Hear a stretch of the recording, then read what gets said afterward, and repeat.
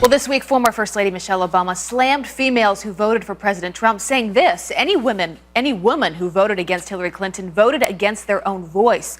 What does it mean for us as women that we look at those two candidates as women? And many of us said, that guy, he's better for me. His voice is more true to me. Well, that to me, that just says you don't like your voice. You like the thing you are told to like. A lot to unravel there. Here to react, our panel of politically active moms. So thrilled to have all of you here. Different backgrounds, different perspectives, and most importantly, all moms. Just quickly, can any of you raise your hand that voted for President Trump? Oh, a few of you. Okay, Kim, I'll start with you. You're a mother of one. Do you feel like that vote was against your own voice? I'm a political consultant, and I tell every single woman that I work with, if you're running because you're a woman, you're going to lose. And I tell every guy that I work with, if you're running against a woman, that it's equally as loony to try to portray them on that. The bottom line is, it's the issues. I'm a mom, but I'm also a business owner.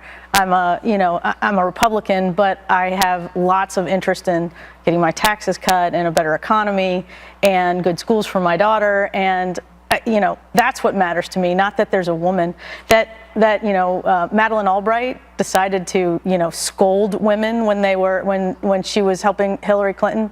If anybody knows women, they realize they don't like to be scolded. No, and they also don't like to be told what to do. That Exactly. is for sure. Kathy, part of it that got me was when she says, for women who said Trump is better for me, you like the thing that you are told to like, basically saying that anyone who voted for Trump, they were told to do that. Yeah. What's your response? Apparently the left still does not get it. This election has never been about ovaries. I said it then, and I continue to say it today. Thank you. As women, we can speak beyond our uteruses. And what this election was about then, and it continues to be about today, is what kind of America do we want? And by extension, what kind of world do we want to live in and raise up the next generation?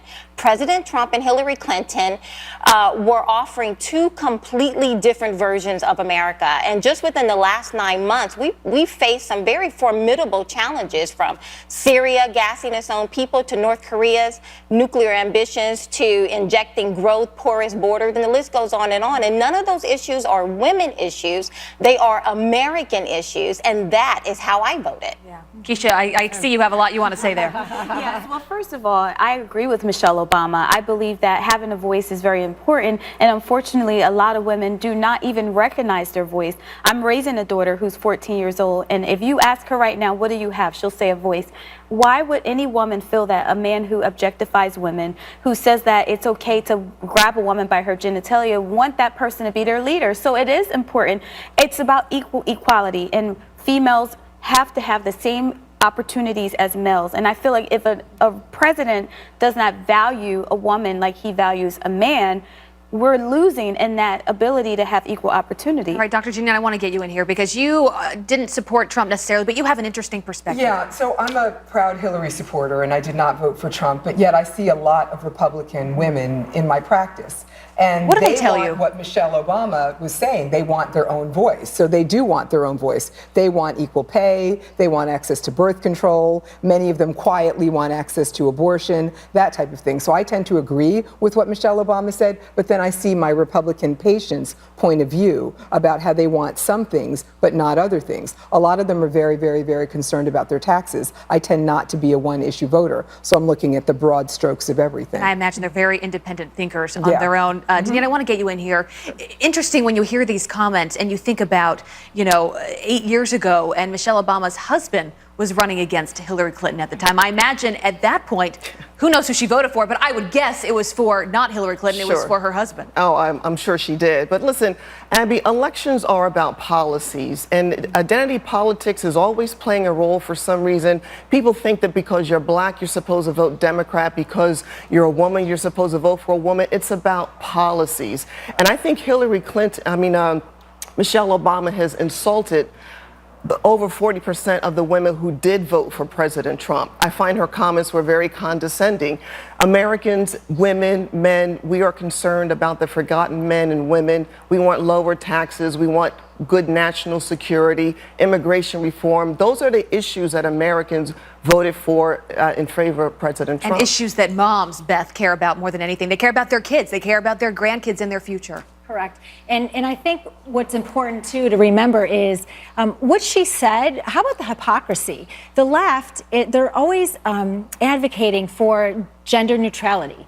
And yet we're supposed to vote by gender. If you continued on and listened to what, or read actually, what she actually spoke at the convention, she also referred to herself as the former first spouse, instead of referring to herself as the former first lady. She wanted to get it out there that, you know, she is gender neutral and that that's important and that's going to be, so to speak, the wave of the future. And it's so hypocritical. And I think, frankly, that most women that heard her statement, they understand that this is just another hypocritical thing from the left, and it's double standard. Becca? Well, I admire Michelle Obama as a mom, but the days of Stalinist feminism are over, and I wouldn't presume to speak about her voice. Abby, this week a woman graduated from the basic school at Quantico. She's the first Marine qualified to lead an infantry platoon. And How powerful is that? It's just so great. Action speaks so much louder than any words ever could. Right, and we don't know her name, and I sure don't know her voice. I would never presume to speak for that young woman, that officer's voice. And I think we should all have our own voices. Amen. Well, I'm going to give you the last word here, Jeannie. Yeah, well, you know, I think we all have to take a step back and say this is Michelle Obama. Of course, she's a Democrat. She is going to say she opposes Donald Trump and that we all should. So I don't see anything shocking about what she said. I think we have to go back to the issue of policy. It has been 9 months. What policies has President Trump put forward to benefit women? That's the question, and to benefit all of us. And you can look down the line at some of these policies, including the inability of Republicans to repeal and replace Obamacare, has a huge impact on women. And so there is a policy perspective here that we have to look at, and that's missing when we have conversations. And that's why I didn't want Michelle Obama to come out, because it clouds a really important message about policy, because she's so close, obviously, to the Democratic Party. Well, some great opinions here. I think everyone agrees, regardless of your background, that policy is most important, far more important than politics will ever be. Ladies, thank you so much. I think most of you will be back here in the next 2 hours, so we'll see you then. Thank you so much. Thank you. Just getting by, that's how it goes. Every day, America, a little town. American flag shown proudly there, right along 6th Avenue here in New York City. Well, the protesting of our national anthem is now filtering down into our schools. Last week, an entire youth football team of players aged 7 and 8, they took a knee during the anthem. You can see it there. And on Monday, a California school district the honor band played the anthem on one knee before the Oakland's baseball game there. And earlier in the show, we told you about the Louisiana school district requiring student athletes to stand during the anthem. This, of course, as a youth league in Texas is avoiding the controversy altogether by canceling the anthem before their games. Here to share their thoughts, a panel of politically active moms. I'm so excited to get all of your takes on this. This is what the country's been talking about. We want to hear how you've been talking about it and your kids. Just quickly, how many of you have kids that play in sports right now? Okay, well, Beth, let's start with you. You said you had a son that plays football. I do. Yes, I have a son who's a junior in high school, and he does play football. And absolutely, it has been conversation definitely over the last few weeks, especially because we also went to the Buffalo Bills football game last Sunday, and there was a lot of controversy at that game. You know, what we talk about is there was a time in our country where the older generation actually taught the younger generation how to show respect. And, you know, that's not being done anymore. We have an entire generation that's, instead of acting and doing what's right, they're acting on their feelings. And, you know, it's not respectful. It's not honorable. We don't believe it's the right thing to do. We need to show respect for our country. And my son absolutely believes that way also. And respect for that flag. Jeannie, you also have a son that's a freshman, right? Playing football. At this very minute. He's at this minute. So I'm sure you've had these conversations with him. How do those go? Yeah, I have two sons. One's in 9th grade playing football. The other's in college. And of course, I'm a professor. And this is one of the most heated exchanges we've had all semester. We start out every class talking about what's going on in the world and of politics. And this is one of the most heated exchanges we've had among college students. And I think for my son, he's really torn by this issue. He's a huge New England Patriots fan. And when he saw Tom Brady and the others players lock hands and he saw people go down on their knees. He's also a very patriotic person who supported Donald Trump. And so he felt very torn by this entire issue because on the one hand, he wants to support the players and the teams and he's sensitive to the racial inequality issues. And on the other hand, he really feels like there should be respect. And he's at a private Catholic school where they really instilled that in him. And so I think a lot of the young men there, it's a very big football program, feel really similarly torn by this issue, and they want to support their brothers on the field, and they also want to be patriotic. And they want to be sensitive to these racial issues that they feel are part of their generation and what they're experiencing. And we want that patriotism as part of our next generation coming up. Kathy, your kids are homeschooled. It doesn't mean that they are not talking about this as well. They're not passionate. They are. You know, and as a black mother, when I look into the eyes of my black children, everything within me wants to instill in them that they are limitless, that they are fearfully and wonderfully made, that they have actually been knitted together with purpose. So how bleak is it for parents, for a certain group of parents, to ingrain in their children that because you're black in America, you will be oppressed? That's a false narrative to begin with. But how bleak is that? That is the narrative, that because you're black, because of the color of your skin, you will be considered less than. You will be considered to be oppressed in some fashion.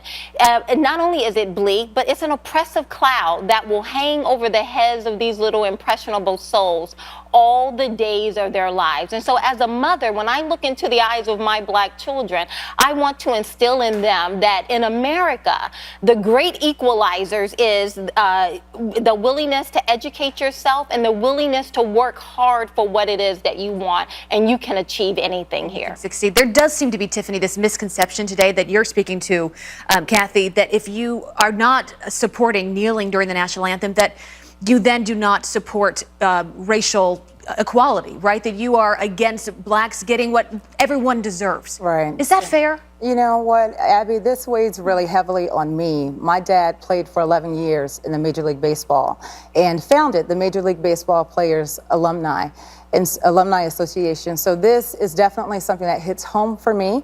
And what I would tell my children is to consider the original intent outlined by Colin Kaepernick, which was to, I would ask them to consider which group is the most effective at raising awareness of issues of ongoing social injustice and systemic oppression. And history is cyclical. So as history considers Colin Kaepernick and the ripple effects that are felt by this particular protest, how will history look upon him, and when should you speak up? When should you speak out? Dr. Jeanine, how do you feel about that? I agree. I think that Colin Kaepernick is a hero. And as I talk to, I do. And as I talk to, I see some of the Giants, I see some of the Jets as my patients. And as I talk to them and I talk to my daughter, I do think that what they're doing is they're taking a knee against racial inequality and against police brutality.